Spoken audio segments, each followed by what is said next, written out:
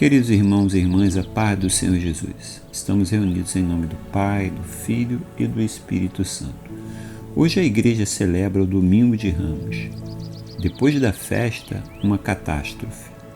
É isso que veremos nas palavras do Evangelho que ditam este tempo que estamos vivendo na igreja. Primeiro, o povo celebra a entrada de Jesus triunfante em Jerusalém. Ele é saudado como um rei. Porém, o que vemos em seguida é a agonia da traição, do abandono e a morte de Jesus. Vamos à palavra. Evangelho de São Mateus, capítulo 21, versículos de 1 a 11.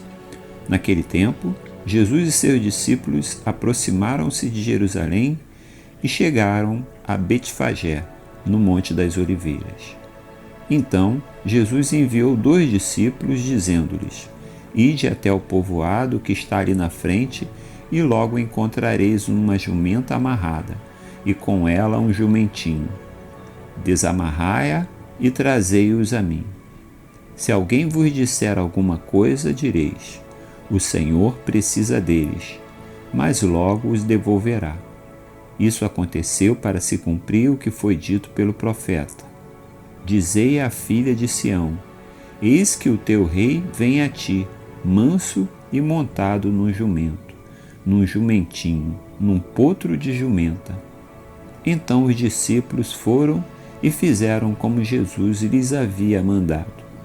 Trouxeram a jumenta e o jumentinho, e puseram sobre eles suas vestes, e Jesus montou. A numerosa multidão estendeu suas vestes pelo caminho, enquanto outros cortavam ramos das árvores e os espalhavam pelo caminho. As multidões que iam na frente de Jesus e os que o seguiam gritavam: Hosana ao filho de Davi, bendito que vem em nome do Senhor, Hosana no mais alto dos céus. Quando Jesus entrou em Jerusalém, a cidade inteira se agitou e diziam: Quem é este homem? E as multidões respondiam: Este é o profeta Jesus de Nazaré da Galiléia. Palavra da salvação, glória a vós, Senhor.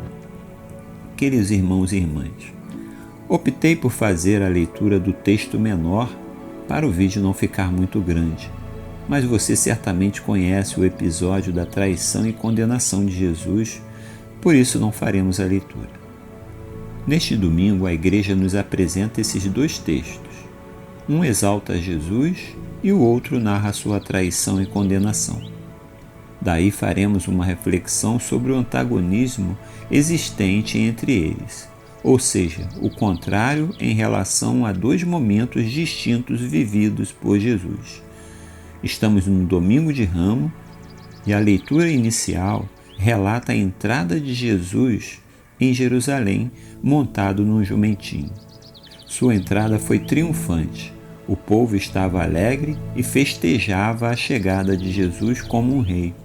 Estendiam ao chão ramos e suas vestes para dar a Jesus a glória de um rei que vem libertar seu povo. Entre aplausos e movimentos frenéticos de mantos e ramos ao alto e com palmas que marcavam o compasso de um cântico que traz na letra a exaltação do enviado de Deus, dizia: Hosana ao filho de Davi, bendito que vem em nome do Senhor, Hosana no mais alto dos céus. Foi um momento lindo, porém raro. Na realidade, apesar de sua popularidade, o povo, os fariseus e os doutores da lei tinham visões controversas de quem era realmente Jesus, e por causa disso, sua vida não era nada fácil. Tinha que se esquivar o tempo todo de agressões de todo tipo, de injúrias, de apedrejamento, cusparadas. Por isso, esse momento que se cumpria em virtude da profecia do profeta Isaías foi raro. Jesus podia estar feliz com esse momento? Disso não tenho certeza, mas sei de uma coisa, que ele conhecia o coração de todos e sabia da inconstância do coração daqueles que o saudavam. Eram corações agitados ao sabor das ondas, dos boatos e mudavam de acordo com a maré. Naquele momento, Jesus era para aquele povo o profeta Jesus de Nazaré da Galiléia.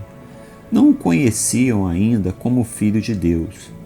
Na realidade, esta confissão pública de que ele era o Filho de Deus foi uma confissão de fé de Pedro, que lhe rendeu o posto de chefe da igreja.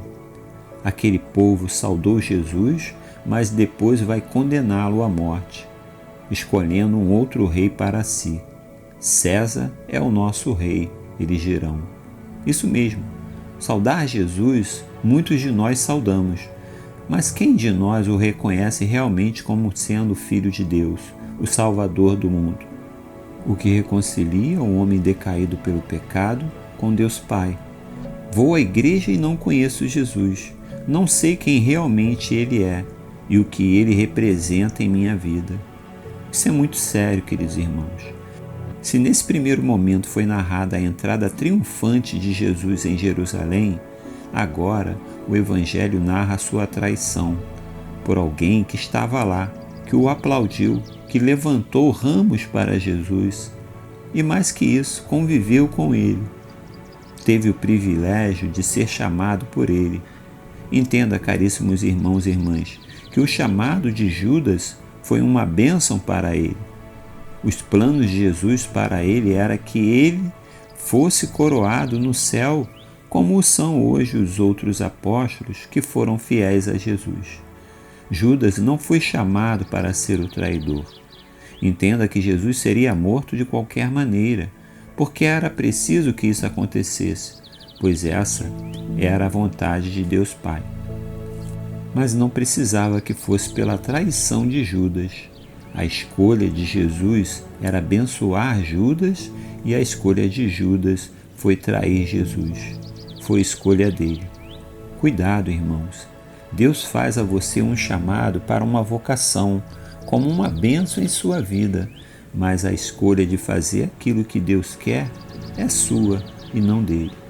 Dessa forma, vimos que por um lado o povo saúda Jesus, por outro o trai e o entrega aos pagãos para ser crucificado. Jesus estava só. Sua agonia no Getsêmani o faz suar sangue. Os discípulos fugiram com medo. Pedro nega conhecê-lo por 3 vezes. O povo escolhe Barrabás e grita alto e em bom tom: crucifica-o. Pilatos lava as mãos e o entrega aos soldados para ser flagelado. Após, é levado para ser crucificado entre ladrões. Como ovelha muda, segue para o matadouro, sem se prevalecer de sua igualdade com Deus. Ali era somente o homem Jesus, sua humanidade. Por sua obediência a Deus e seu amor a cada um de nós, aniquilou sua condição divina para nos redimir e nos salvar do pecado e da morte eterna. Por volta das 3 horas da tarde, as trevas envolveram a terra. Jesus está morto. Será o fim? Alguns incrédulos acreditam que sim. Mas e para você que se diz cristão? Pense nisso. Querido irmão, querida irmã, fico por aqui. Considere se inscrever no canal, acionar o sininho, dar um like, comentar e compartilhar. Estivemos reunidos em nome de um Deus que é Pai, Filho e Espírito Santo. Amém. Ó Maria concebida sem pecado, rogai por nós que recorremos a vós. Queridos irmãos e irmãs, um beijo no seu coração, paz e bem, que Deus te abençoe ricamente.